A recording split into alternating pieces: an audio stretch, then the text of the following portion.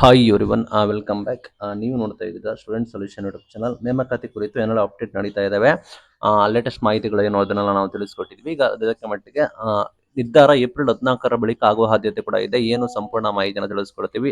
ಚಾನಲ್ಗೆ ಸಬ್ಸ್ಕ್ರೈಬ್ ಆಗಿ. ನಿಮಗೆ ಗೊತ್ತಿರೋ ಹಾಗೆ ನೇಮಕಾತಿ ಪೆಂಡಿಂಗ್ ಇದೆ. ಬಿಕಾಸ್ ಒಳ ಮೀಸಲಾತಿ ತೀರ್ಮಾನ ಕೈಗೊಳ್ಳಬೇಕು. ಕಾಂಗ್ರೆಸ್ ಸರ್ಕಾರ ಒಳ ಮೀಸಲಾತಿಯನ್ನು ಕೂಡ 15% ಅಡಿ ಹಂಚಿಕೆ ಮಾಡಿ ಏಪ್ರಿಲ್ 14ರಂದು ಅವತ್ತೇ ನಿಮಗೆ ನೋಟಿಫಿಕೇಶನ್ ಮಾಡಬೇಕು, ಅವತ್ತೇ ಆದೇಶ ಹೊರಡಿಸಬೇಕು ಅಂತ ಹೇಳಿ ಮಾಜಿ ಸಚಿವರು ಕೂಡ ಸರ್ಕಾರಕ್ಕೆ ಮನವಿ ಕೊಟ್ಟಿದ್ದಾರೆ. ಗೊಂದಲ ಕೂಡ ಆಗಿದೆ. ಕೋರ್ಟ್ ಆಕ್ಷೇಪ ವ್ಯಕ್ತಪಡಿಸಿದ್ದಾರೆ. ಲೈಕ್ ನೇಮಕಾತಿ ಪ್ರಕ್ರಿಯೆ ಮುಂದೂಡಿಕೆ ಆಗ್ತಾ ಇದೆ. ಹಾಗಾಗಿ ನಿಮಗೆ ಸದ್ಯಕ್ಕೆ ವಿಶೇಷ ಸಚಿವ ಸಂಪುಟ ಸಭೆ ತೀರ್ಮಾನ ಮಾಡಿದ್ರು, ಅದು ಪೋಸ್ಟ್ಪೋನ್ ಕೂಡ ಆಯಿತು. ನಂತರ ಏಪ್ರಿಲ್ 9ರ ಬಳಿಕ ವಿಶೇಷ ಸಚಿವ ಸಂಪುಟ ಕರೆದು 50% ಅಲ್ಲೇ ಮೀಸಲಾತಿ ನೀಡಿ ಅದರಲ್ಲೇ ಒಳ ಮೀಸಲಾತಿ ಕೊಡಬೇಕು, ಅವರಿಗೆ ಕೊಟ್ಟು ನಿಮಗೆ ನೋಟಿಫಿಕೇಶನ್ ಕೂಡ ಮಾಡಬೇಕು. ಏಪ್ರಿಲ್ 14ರೊಳಗೆ ನಿಮಗೆ ಆದೇಶ ಹೊರಡಿಸಬೇಕು. ಲೈಕ್ ಒಳ ಮೀಸಲಾತಿ ನೋಟಿಫಿಕೇಶನ್ ಹೇಳ್ತಿರೋದು, ಜಾಬ್ ನೋಟಿಫಿಕೇಶನ್ ಅಲ್ಲ, ಅದನ್ನ ಮಾಡಬೇಕು ಅಂತ ಹೇಳಿದ್ದಾರೆ. ಇಲ್ಲಿ ಅಂದ್ಬಿಟ್ಟು ಮಾದಿಗರಿಗೆ 6% ಮೀಸಲಾತಿ ಖಚಿತ, ವರದಿ ಸಂವಿಧಾನಕ್ಕೆ ಹತ್ರವಾಗುದು ಅಂತ ಕೂಡ ಹೇಳಿದ್ದಾರೆ.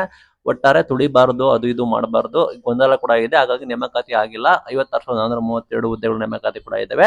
ಸಿಎಂ ಅವರು ಒಪ್ಪಿಗೆ ನೀಡಿದ್ದಾರೆ ಅಂತ ಕೂಡ ಹೇಳ್ತಾ ಇದ್ದಾರೆ. ಬಟ್ ವಿಶೇಷ ಸಚಿವ ಸಂಪುಟ ಸಭೆ ಏಪ್ರಿಲ್ 9ನೇ ತಾರೀಕು ಸಾಧ್ಯತೆ ಕೂಡ ಇದೆ. ಆ ನಂತರ ನಿಮಗೆ ಏಪ್ರಿಲ್ 14ರ ಬಳಿಕ ನಿಮಗೆ ಮಾಹಿತಿ ಗೊತ್ತಾಗುತ್ತೆ.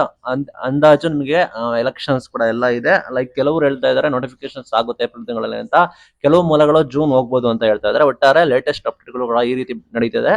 ಒಟ್ಟಿಗೆ ಏಪ್ರಿಲ್ 14ರ ಒಳಗಡೆ ನಮಗೆ ನೋಟಿಫಿಕೇಶನ್ ಮಾಡಬೇಕು. ಲೈಕ್ ಈ ರೀತಿ ಮೀಸಲಾತಿದ್ದು ಎಲ್ಲ ಕೂಡ ಪರಿಪೂರ್ಣವಾಗಿ ಶಮನ ಮಾಡಬೇಕು ಅಂತ ಹೇಳಿ ಸಚಿವರು ಒತ್ತಾಯ ಮಾಡಿದ್ದಾರೆ.